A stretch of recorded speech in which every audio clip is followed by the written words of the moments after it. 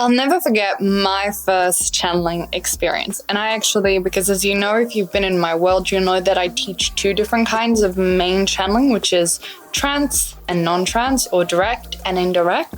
And I had first with both of these times. So I grew up being very psychic, very connected to my spiritual team, and very aware of their presence. I was absolutely connecting with them, working with them in many ways. But there was a moment when I really felt the anchoring, the connection, and hearing them and receiving messages from them the first time, right? That was the first indirect or non-trance. And then there was also another trance first time for me with channeling. And I want to share that with you today because it was a journey to get there. And I know that for everyone, it's a muscle, right? Like channeling is a muscle. You can build it up if you're properly activated, if you've healed your blocks, if you've got a good system, then it's just a muscle. The thing is, most people, they're either not activated, they've got blockages, or they don't have a good system. Their system is close your eyes and meditate, and then they're wondering why they're not channeling, right? Which is, of course, because that's just a form of meditation, which doesn't work for everyone, right? It might work if you already have an open channel, but it's not going to work for everyone. So I want to share with you my first time receiving from my spirit guide. And I was a teenager, and I was lying in bed, and I was sitting there. I had just read the book about angels, an angel healing book by Doreen Virtue. And I wanted to know who my angels were. I wanted to connect to my angels. So that past month, I'd been working a lot with my angels. And I remember lying there in bed and saying, closing my eyes, I went into a deep meditation, and I said, okay, angels, my guardian angel, I want to know your name.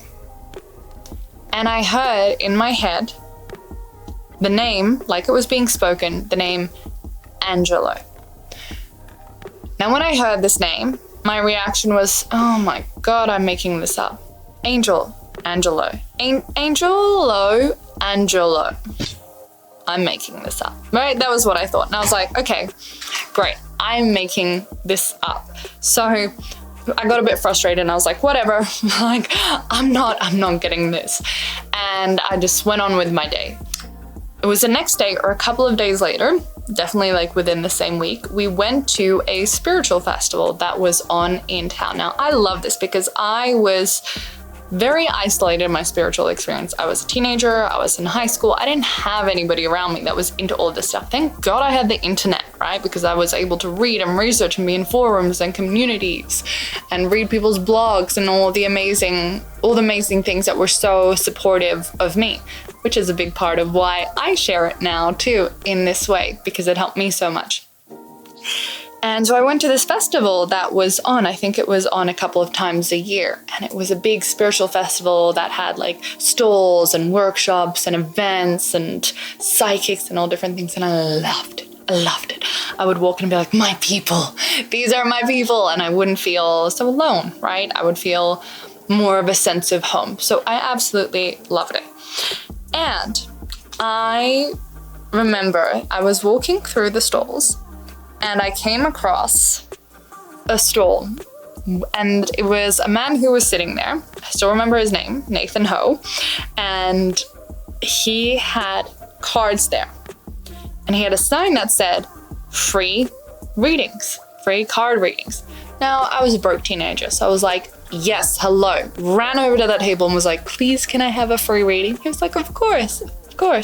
So he does this thing, asks me to pull out a card, he's pulling out all these cards, doing stuff, then he looks at me and goes, you have a new angel working with you. His name is Angelo. I went, sorry, what? Complete shock. I was like, what? I was like, one, you're amazing, and two, oh my God, I received the name of my guide. And for me, it was the confirmation, the validation that I wasn't making it up, which is what I say to a lot of my channeling students, ask for confirmation. Spirit gets that it's challenging for you. It's part of the human thing. We struggle to trust ourselves. We feel like we're making it up. So Spirit likes to give us confirmation, right? They like to give us signs. You get to ask for validation and confirmation along the way to strengthen that for yourself. So for me, after that, I was like, okay, I'm not making that up. And it gave me the fuel to go then home and really get into it. And I was like, okay, angels, I hear you. Like, let's go, let's talk. And that's where I started indirect channeling and communicating with my guides. So indirect is when we're not in a trance state, right? We're very present. I'm here like I am with you now. And just imagine I was having this conversation, not with you, but with spirit guides. That's indirect channeling. But direct or trance is when you're in an altered state. You're in a deep, deep meditative state, a deep theta brainwave state, kind of like a deep hypnosis. You're kind of here, kind of not, and they're moving through you. Rather than talking to you, they're talking through you.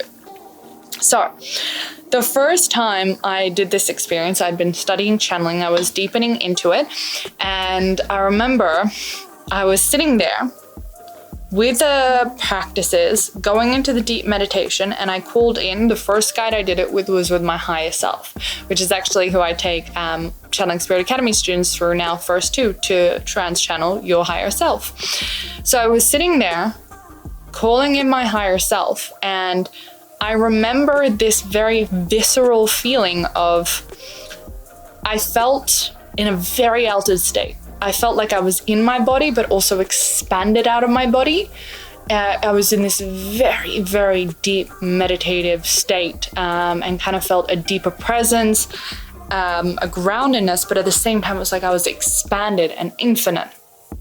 And I felt the connection and presence of my higher self, and I felt it as an energy that was external to me. And I remember the feeling of connecting to that energy and being like, wow, it's here, and it wanting to speak through me. And the first words I said trans-channeling from memory, I believe they were very simple. It was like, hello, Athena, I'm here with you, right? It wasn't like what you see now when you look at my YouTube and see me channeling. No, it was just it was very simple, right? Like we all start somewhere and the growth goes. And it was so short. I only did it for about 10 minutes, and it was like the words came out and then I just sat there. That's all I said. And then they disconnected and I came back and I was like, wow, that was amazing. And then I went full throttle. I was like, that was amazing. Okay, I want to do this. And I went hard. I was like trans-channeling for hours every day, getting better, focusing on it. Like I really, they say that you've got to be consistent and persistent to get better at something. And I was, and I went all in with the trans-channeling to get better at it. And I did. And then I met my now husband, and he was so enthralled by my trans-channeling ability that we used to trans-channel every single day together. So it was really a process of growing and perfecting the skill, because when I first started, it was not there, and I was, not very good because I didn't have the skill. But the connection was there, my channel was open, I had cleared all the blocks, I had the system to do it, and that's what I now share and teach, which, by the way, if you are interested, I take you through this in Channeling Spirit Academy. There's a link for it down in the information box.